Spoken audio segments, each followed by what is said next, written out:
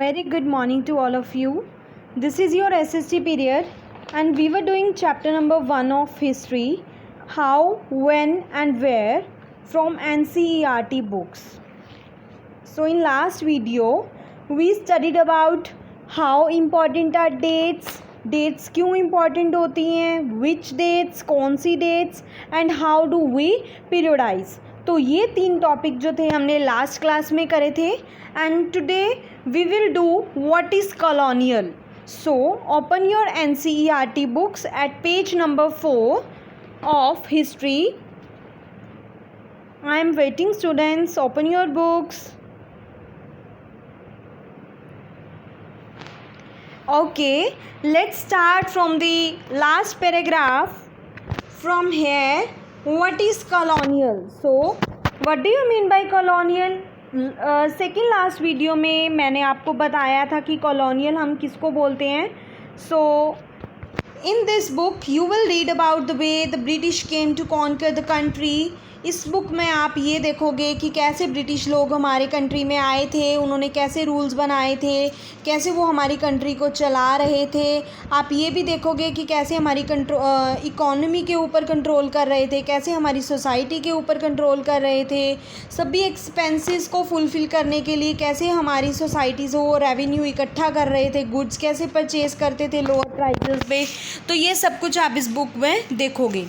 Produce करते थे वो क्रॉप्स को, ठीक है, क्योंकि उन्होंने एक्सपोर्ट करना होता था, बाहर भेजना होता था ताकि वो अर्न कर सकें. You will also come to know about the changes British rule brought about in the values and taste. कैसे वैल्यू और टेस्ट में उन्होंने चेंजेस लेके आए थे हमारी कंट्री में, ये सब कुछ आप देखोगे.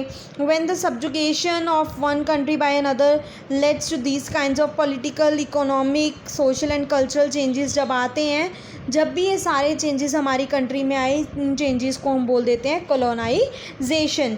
You will however find that all classes and groups did not experience these changes. जितने भी हमारी कंट्री में इकोनॉमी में हमारे क्लासेस हैं, ग्रुप्स हैं, ज़रूरी नहीं है कि वो वही सेम एक्सपीरियंस और सेम चेंजेस जो हैं वो फील करें जो हम कर रहे हैं. इसीलिए इसको आर पास्ट कहा जाता है, पास्ट इन प्लूरल, क्योंकि हर एक का पास्ट जो है वो अलग है. मैं आपको ऑलरेडी बता चुकी हूँ ये बात. सो open your next page, page number 5. So page number 5 पे क्या आता है, हाउ डू वी नो, हमें ये कैसे पता है. What sources do historians use in writing about the last 250 years of Indian history? Indian history में 250 साल पहले, 250 ईयर्स पहले कैसे जो हिस्टोरियंस थे वो कौन से सोर्सेज यूज़ करते थे to write the information. So first is administration produces record. जो एडमिनिस्ट्रेशंस हैं वो रिकॉर्ड को प्रोड्यूस करते हैं.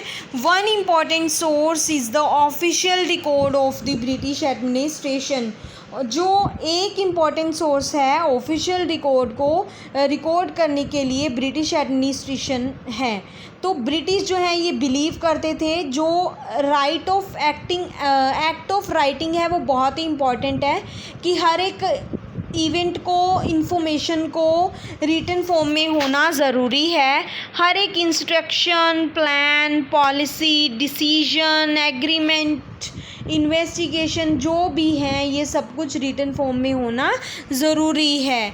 जब भी ये रिटन फॉर्म में हो जाता है तो उसके ऊपर उसकी स्टडी की जाती है और उसके ऊपर डिबेट की जाती है. इसीलिए इसको मेमोस, नोटिंग्स और रिपोर्ट में रिटन फॉर्म में लिखा जाता है.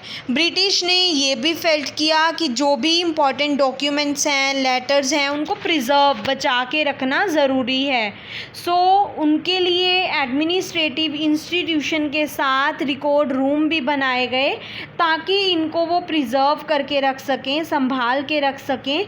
कुछ विलेज तहसीलदार ऑफिस भी बनाए गए जो कि कलेक्टोरेट थे, जो सभी रिकॉर्ड्स को जो था रिटन फॉर्म में कलेक्ट करके रखते थे. उनके अपने एक रिकॉर्ड रूम्स होते थे, उनमें रिकॉर्ड करके रखते थे. म्यूज़ियम्स वगैरह होते थे जहाँ पर इम्पोर्टेंट रिकॉर्ड्स जो हैं हम अभी भी जाकर चेक कर सकते हैं. तो ये जो था इस पैराग्राफ में नेक्स्ट पैराग्राफ में आ जाता है letters and memos that move from one branch of the administration to another in the early years of 19th century can still to be read in our chiefs. जो letters और memos हैं जो एक branch से गए हैं पुराने time में 19th सेंचुरी के करीब, वो अभी भी हम उसको संभाल के रख सकते हैं, उसको देख सकते हैं, उनकी स्टडी कर सकते हैं, नोट्स की और रिपोर्ट्स को चेक कर सकते हैं जो भी ऑफिशियल रिकॉर्ड्स प्रिपेयर किए गए, और जितनी भी हमारी इंस्ट्रक्शंस हैं, डायरेक्टिव्स हैं, वो ऑफिशियल के द्वारा सेंड किए गए हैं, वो भी हम चेक कर सकते हैं। नेक्स्ट पैराग्राफ में देखो, in the early years of 19th century की जो अर्ली ईयर थी उनके जो डॉक्यूमेंट्स थे वो पूरी तरह कॉपी किए गए थे एंड केयरफुली कॉपी किए गए थे, ब्यूटीफुली रिटन किए गए थे। ओके तो इसीलिए ये स्पेशलाइज थे, जो भी मतलब कैलीग्राफिस्ट बोल देते हैं हम जिनको, जो कि स्पेशलाइज्ड होते हैं राइटिंग में, उनकी राइटिंग जो होती है, आर्ट जो होती है वो बहुत अच्छी होती है, ब्यूटीफुल हैंड राइटिंग होती है। तो middle of the 19th century अगर हम देखें तो प्रिंटिंग जो थी वो स्प्रेड हो चुकी थी, तब हर एक जो रिकॉर्ड्स होते थे वो प्रिंट किए जाते थे। उनकी जो हमारे जो रिकॉर्ड थे, रिटन रिकॉर्ड थे, उनके प्रिंट आउट्स निकाले गए थे, बहुत सारी कॉपीज़ की गई थी उनकी और उनको प्रिंट किया गया था और हर एक गवर्नमेंट डिपार्टमेंट में उसको दे दिया गया था। This was about page number 5 and now we are going to read page number 6। Open your books at page number 6। So page number 6 पे हमारा एक फर्स्ट जो पॉइंट आता है वो है सर्वेज बिकम इम्पॉर्टेंट। जो सर्वेज थे वो इम्पॉर्टेंट बन चुके थे। The practice of surveying also became common under the colonial administration। जब कॉलोनियल एडमिनिस्ट्रेशन चल रही थी तो उस टाइम पे क्या हुआ था, जो सर्वेइंग था, सर्वे करना बहुत ही ज़्यादा है जो कॉमन हो गया था। ब्रिटिश जो थे ये बिलीव करते थे कि प्रॉपरली कंट्री को सब कुछ पता होना चाहिए, तभी वो इफ़ेक्टिव चीज़ जो है वो बन जाएगी। Okay so by the early 19th century, जब अर्ली 19th सेंचुरी थी तो डिटेल सर्वे जो थे वो कंडक्ट किए गए थे, तो वो कैरी किए गए मैप के ऊपर, इंटायर कंट्री के ऊपर। विलेजेस में क्या होता था, रेवेन्यू सर्वे कंडक्ट किया जाता था। एफर्ट जो थे वो किए जाते थे, topography like quality of soil, flora, फोना, लोकल हिस्ट्रीज और क्रॉपिंग पैटर्न, इन सब के बारे में इंफॉर्मेशन कलेक्ट की जाती थी, सर्वे किया जाता था। ये सीन जो थे क्रिएट किए जाते थे, देखे जाते थे। अगर हम एंड देखें 19th सेंचुरी का तो सेंसस ऑपरेशन जो थे यूज़ किए जाते थे हर 10 साल बाद, और डिटेल्ड रिकॉर्ड जो थे बनाए जाते थे अलग अलग लोगों के, जो भी उन्होंने अलग अलग रिलीजन, ऑक्यूपेशन, कास्ट के अकॉर्डिंग उन्होंने अपना जो आंसर दिया होता था उसको रिकॉर्ड किया जाता था। बहुत सारे और भी सर्वे जो थे वो कंडक्ट किए जाते थे। बॉटनिकल सर्वे किया जाता था, जूलॉजिकल सर्वे किया जाता था, आर्कियोलॉजिकल सर्वे किया जाता था, एंथ्रोपोलॉजिकल सर्वे किया जाता था और फॉरेस्ट सर्वे किया जाता था।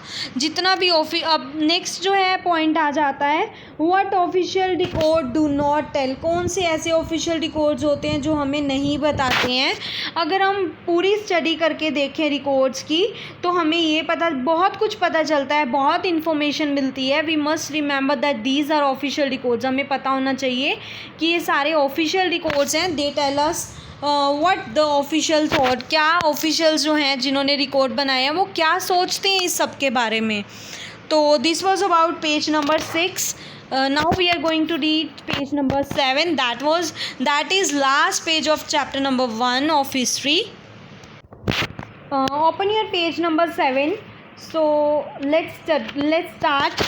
They were interested in, तो उनको पता चलता है, हमें पता चलता है कि जो ऑफिशियल्स हैं वो किस चीज़ में इंटरेस्टेड हैं, वो क्या सोचते हैं, वो क्या प्रिजर्व करके रखना चाहते हैं, कौन से रिकॉर्ड्स जो हैं वो हमें हेल्प नहीं करेंगे कुछ अंडरस्टैंड करने के लिए, कुछ जो हैं हेल्प करेंगे।